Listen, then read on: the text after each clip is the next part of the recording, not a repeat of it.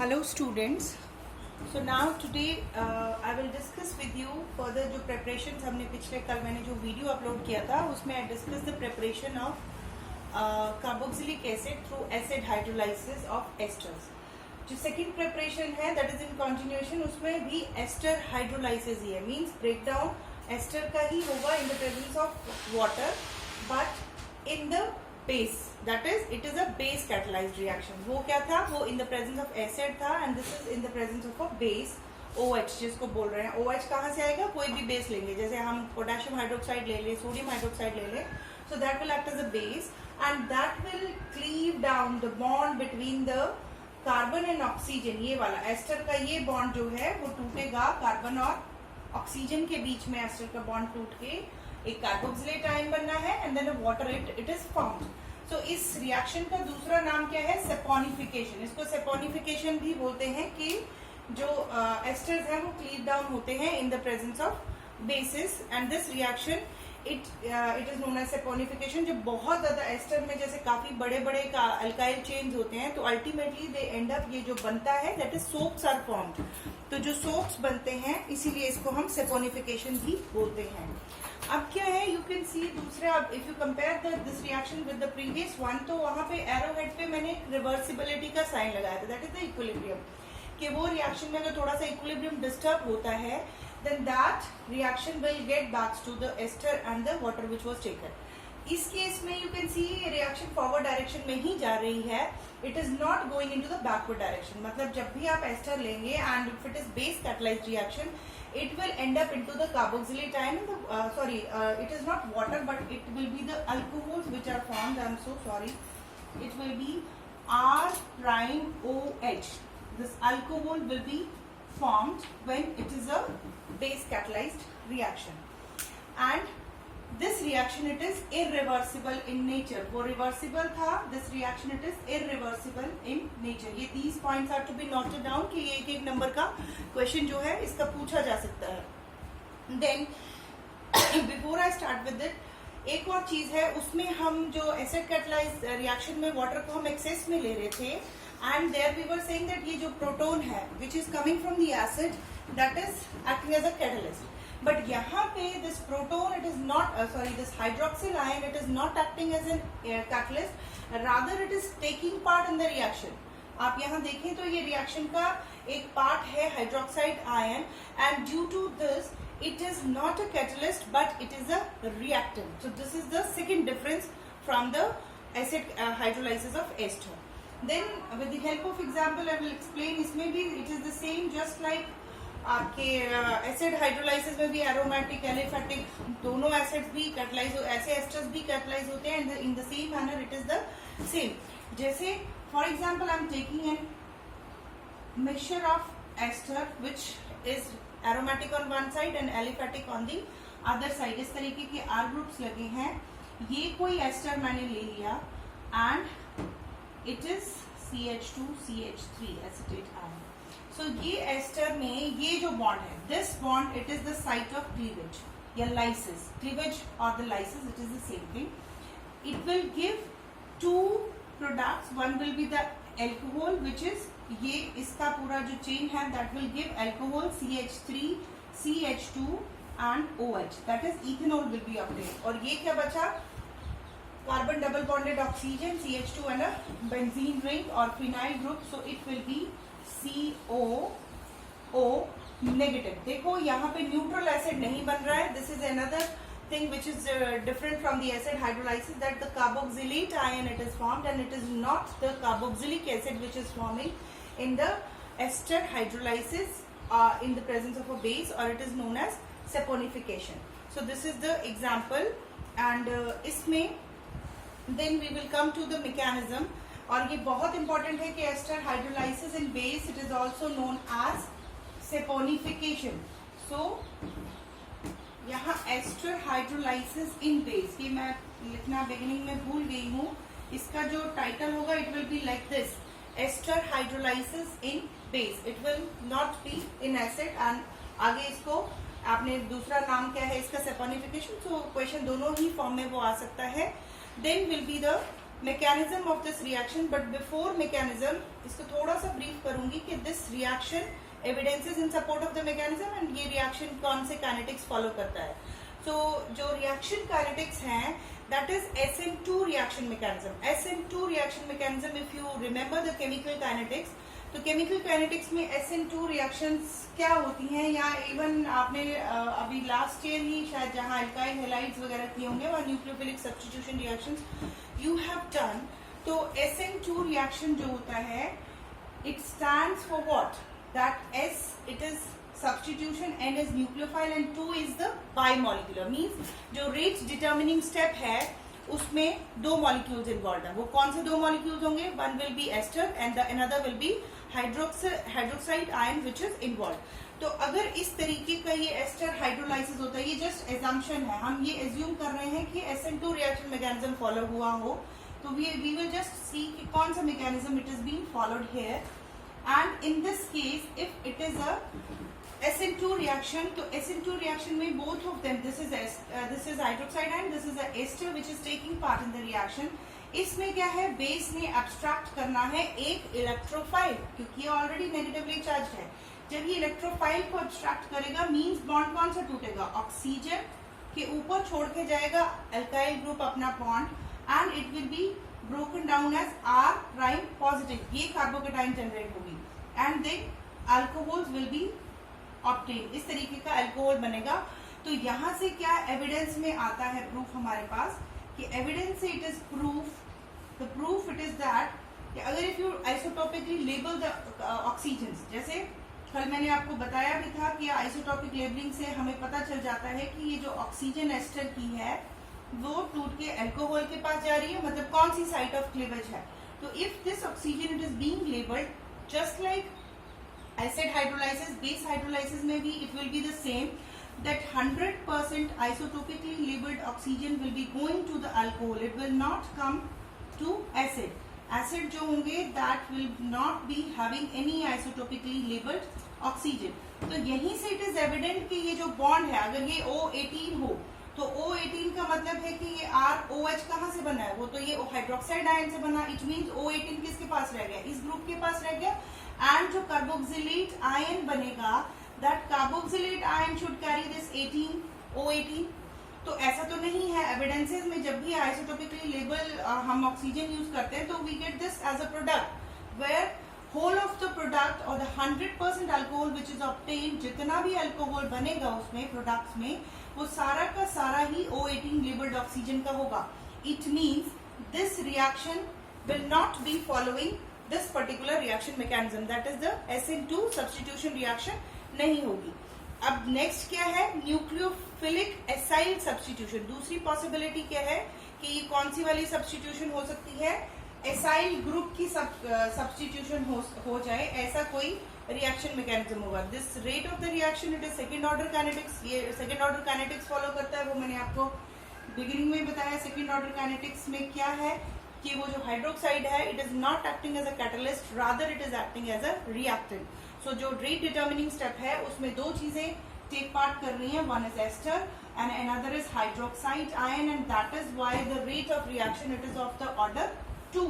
2 order का वो reaction है, सेकेंड ऑर्डर रिएक्शन है. तो हमने उसमें ये देख लिया कि वो SN2 रिएक्शन मैकेनिज्म जो है उस केस में एल्काइल ग्रुप का ब्रेकडाउन होना है, मतलब R और O का बॉन्ड टूट रहा है, जो नहीं है. दूसरी पॉसिबिलिटी क्या है? Nucleophilic acyl substitution. I will abbreviate it as simply N by writing it as N. In this case, what will happen? This is an ester,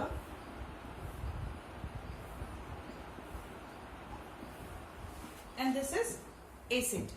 तो इस केस में when hydroxyl ion will come, OH negative, this is a base. तो hydroxyl ion क्या करेगा? वो carbon को attack करेगा. Instead of attacking oxygen this R group, it will attack the carbon which is electron deficient. Electron deficiency इस carbon पे क्यों है? इस कार्बन पे electron deficiency it is all because of the double bonded oxygen which is attached to it. and दूसरी तरफ में -I effect exhibit कर रही है ये ऑक्सीजन, तो उसकी वजह से ये इलेक्ट्रॉन डेफिशिएंट कार्बन है.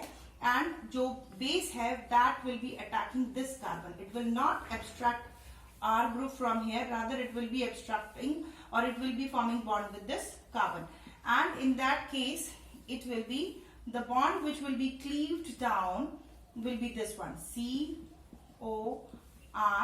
When this OH negative will attack the carbon, this bond has to be cleaved down.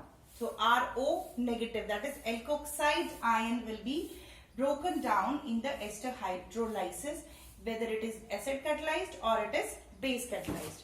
Then next we will be, इसी के continuation में है कि जो नेक्स्ट एविडेंस है कि सेपोनिफिकेशन जब भी एस्टर्स की होती है और अगर आप कोई ऑप्टिकली एक्टिव एल्कोहल जो बनता है that is obtained with the retention of geometry. Retention of geometry का मतलब क्या हुआ कि यहां पे मैंने कोई एस्टर लिया एंड दैट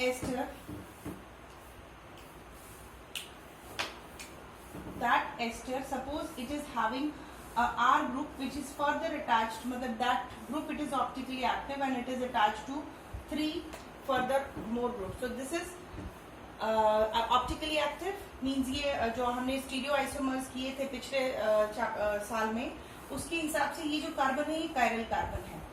एंड अगर ये बॉन्ड टूटता, अगर ये वाला बॉन्ड टूटता तो हमारे पास क्या आना था, R कार्बोकेटाइन बननी थी, ABC, इस तरीके से कार्बन के ऊपर एक पॉजिटिव चार्ज आना था. तो जब उसने OH नेगेटिव आयन को पकड़ना था, आके OH नेगेटिव आयन ने आके लगना था, तो उसमें क्या होना था कि वो OH आयन के लिए साइड्स पूरी होगी कि वो यहाँ से भी अटैक कर सकता था, वो दूसरी तरफ से भी अटैक कर सकता था.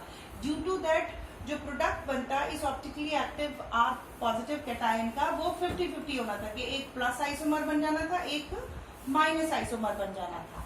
अगर रिएक्शन कौन सी हो रही होती, SN2 जो बिगिनिंग में मैंने बताया. But it is not so. जब भी ये R ग्रुप बनेगा, अल्कोहल जो भी बनता है R ग्रुप से, जो R ग्रुप ये डिटैच होता है, वो वाला जो अल्कोहल है that always it is obtained with the retention in geometry. Retention in geometry का मतलब हुआ कि वो फ्री नहीं था कि वो रीअरेंजमेंट हो सकती, या वो जो साइड थी R की वो एज R पॉजिटिव नहीं किया था जिसने कि OH को अटैक करना था. तो 50-50 पॉसिबिलिटी थी कि 50% प्लस आइसोमर बनता, 50% नेगेटिव आइसोमर बनता. रादर ये जो बना है, ये बना है RO नेगेटिव, मतलब दैट इज अंडरस्टूड कि इसमें कोई रीअरेंजमेंट पॉसिबल नहीं है. O नेगेटिव को आके सिर्फ H पकड़ना है उसमें, and it will get converted into alcohol. So this is the second evidence in support of the mechanism that this particular group the bond in the ester, it is cleaving down at CO bond towards the ester side and not from the RO. ये R और O वाला bond नहीं टूट रहा है, C और O वाला bond टूट रहा है. तो ये दो important evidences हैं. Then will be the mechanism of ester hydrolysis in the presence of a base, which is also known as saponification. So mechanism में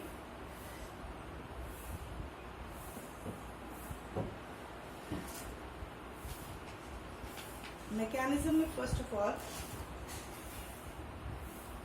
O and this is OH, and what it is happening here that OH negative, it is attacking this particular ester, OR prime it was, I'm so sorry, OR prime.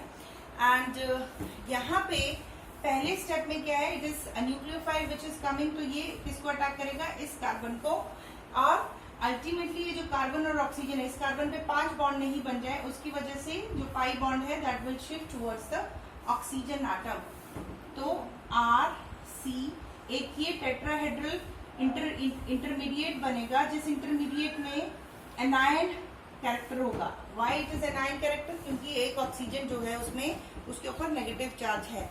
So Ti negative, इस तरीके से हम इसको label कर सकते हैं. Ti negative एक intermediate बन रहा है tetrahedral. And then second step में it will be the dissociation. Dissociation कैसे होगी, RC O negative, OR prime and OH. This way you can label the lone pairs of oxygen on the structure.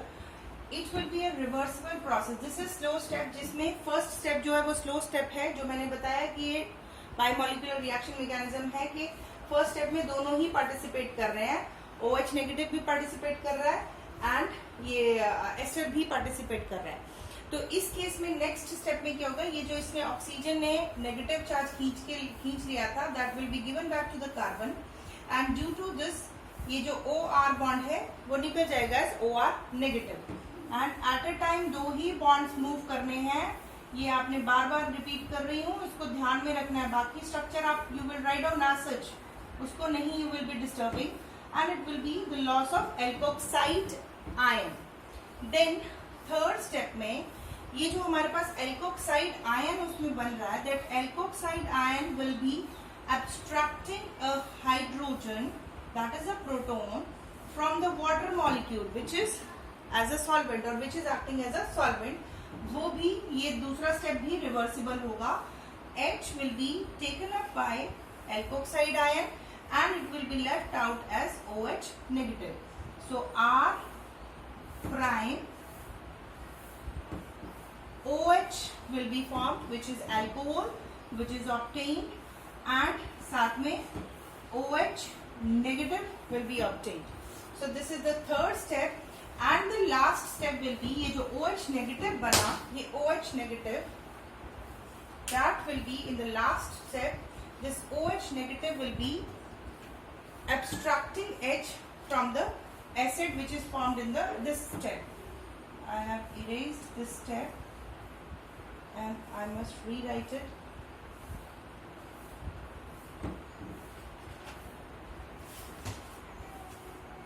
So this is ये जो 2 step में बना था, बाकी मेरे से इरेज हो गया है, इसको ध्यान दीजिए. ये जो 2 स्टेप में एसिड बना था, इस 2 स्टेप के एसिड में फिर से OH नेगेटिव जो थर्ड स्टेप में बना है वो इसको अटैक करेगा. यहाँ पे ये जो OH नेगेटिव बना है वो एसिड को अटैक करेगा and OH negative, it is a strong base, क्योंकि स्ट्रॉन्ग बेस लिया है तो उसने हमेशा कहीं से भी प्रोटॉन उठाना है. तो this will be abstracting this proton, leaving the electron to the oxygen and RCO O negative plus H2O. This will be the end product which is obtained in case of ester hydrolysis in the presence of base. So this is about the mechanism. Next important thing है कि हम ये कह रहे हैं कि हमेशा हमारे को जो एस्टर हाइड्रोलाइसिस जब बेस में हो रहा है तो कार्बोक्सिलेट आयन बन रही है. अब कार्बोक्सिलेट आयन से आगे मुझे अगर suppose I need to make carboxylic acid, otherwise carboxylate ion क्यों बन रही है?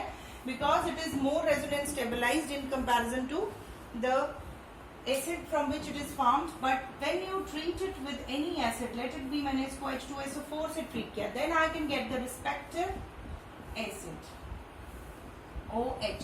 इस तरीके से वो फाइनली जो सेकेंड स्टेप है, जब एक बार सेपोनिफिकेशन हो गया बेस के प्रेजेंस में, आपके पास प्रोडक्ट बन गया पूरा कार्बोक्सिलेट आयन का, after that what we can do, we can treat that particular product with the acid, and on treatment with the acid it can give RCOOH, but the reaction in this step will be reversible in nature.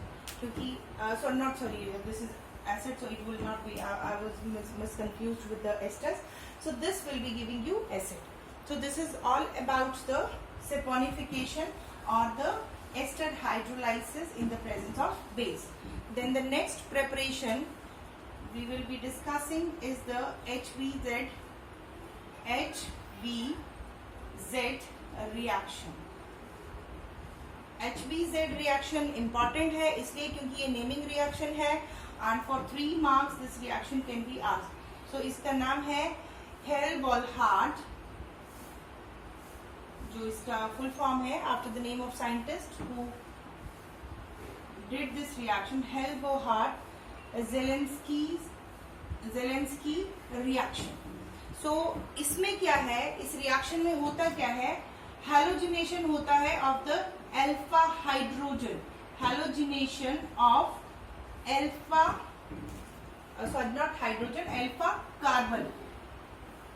यानी कि I will explain here RCH2COOH, ये कोई acid है, ठीक है। अब acid में halogenation का मतलब है कि मुझे यहाँ से H हटा के अल्फा कार्बन कौन सा हुआ, अगर ये एसिड ग्रुप है तो इसका इमीडिएटली पीछे वाला कार्बन या उसके आगे वाला कार्बन हम उसको अल्फा बोलते हैं, उसके पीछे beta, then gamma, then delta, इस तरीके से वो सीक्वेंस होता है।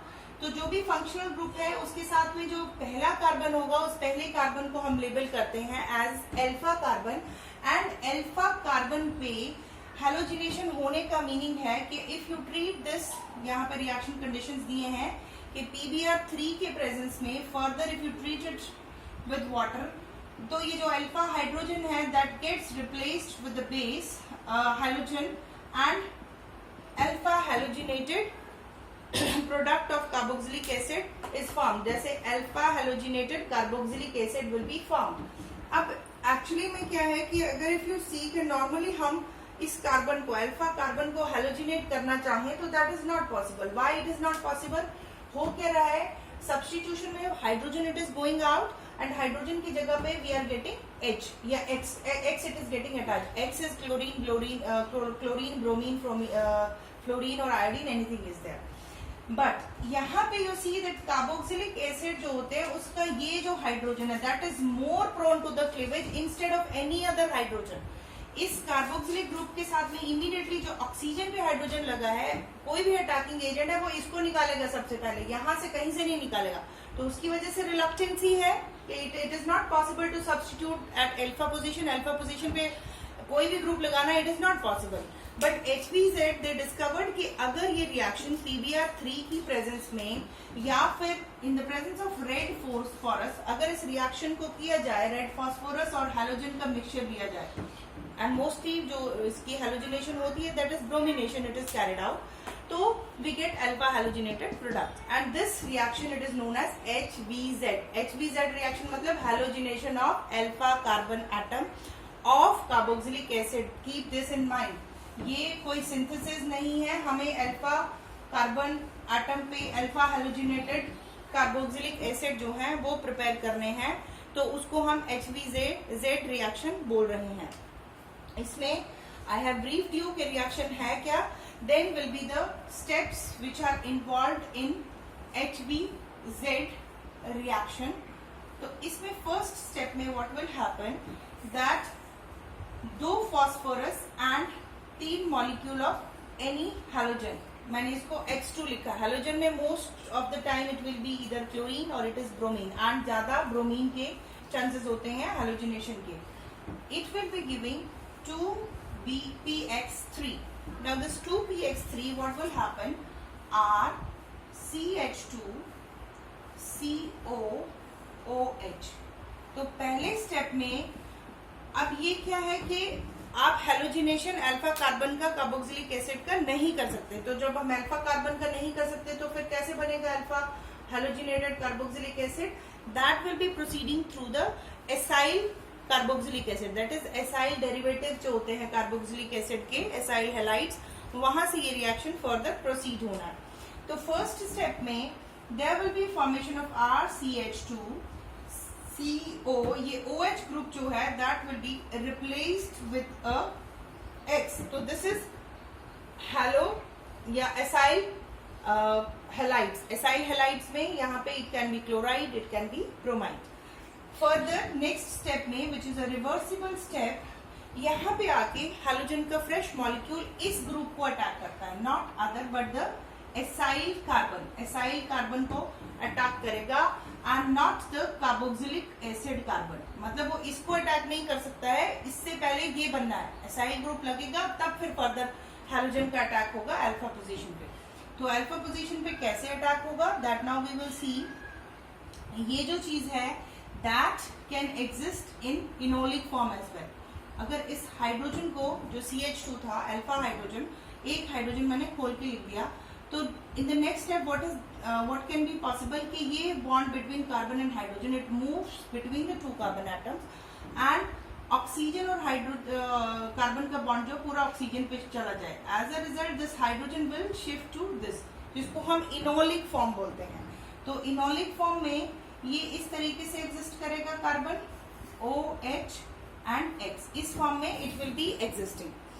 नाउ देन फर्दर यहां से जब ये आपके पास सबस्ट्रेट है इस फॉर्म में, ये दोनों फॉर्म में को एग्जिस्ट करेगा, बट जब इस फॉर्म पे है उस समय आके हैलोजन ने अटैक करना है। And how this halogen will be attacking X जैसे कोई भी हैलोजन है, इसको हम बोलते हैं हेलो एसाइल हैलाइड। ये जो भी ये ग्रुप है हेलो एसाइल क्लोराइड जो आके लगना है वो कैसे लगेगा, ये ग्रुप अगर इधर शिफ्ट होता है due to which pi bond between the two carbon atoms that can come onto this carbon atom, and ये हैलोजन का जो दूसरा पार्ट है जो कि बिना इलेक्ट्रॉन के इलेक्ट्रोफाइल बन रहा है वो इस पे लगेगा। और कॉम्पनसेट करने के लिए कार्बन के पॉजिटिव चार्ज को थोड़ी देर के लिए ऑक्सीजन अपने इलेक्ट्रॉन पेयर को कार्बन के पास दे देगा, तो then it will be RCH। मैं इसको I will write it here in this manner, X and X इस तरीके से taking away the electron pair from this X2 bond, and this X2 it will be attacking this carbon जिसके ऊपर ये electron pair pi electron pair shift हो रहा है। वहां से ऑक्सीजन जो है वो अपना इलेक्ट्रॉन पेयर जो है वो कार्बन के बॉन्ड में और ऑक्सीजन के बॉन्ड में कार्बन ऑक्सीजन में डबल बॉन्ड बना रहा है। तो this is X and COH X where oxygen will carry a positive charge। इस तरीके का ये एक प्रोडक्ट बनेगा प्लस X नेगेटिव साथ में। नेक्स्ट जो लास्ट स्टेप है, in that step water will come and water will do what, जो H है वो इसके साथ कंबाइन हो जाएगा। वाटर की डिसोसिएशन कैसे हो रही है, H positive and OH negative. तो OH नेगेटिव जो है इसको रिप्लेस करेगा X नेगेटिव, एंड यहां से OH नेगेटिव लग जाना है और जो H पॉजिटिव है that will combine with the X to give you HX। तो here this reaction, हाँ ये वाला H भी टूट जाएगा, it will be broke।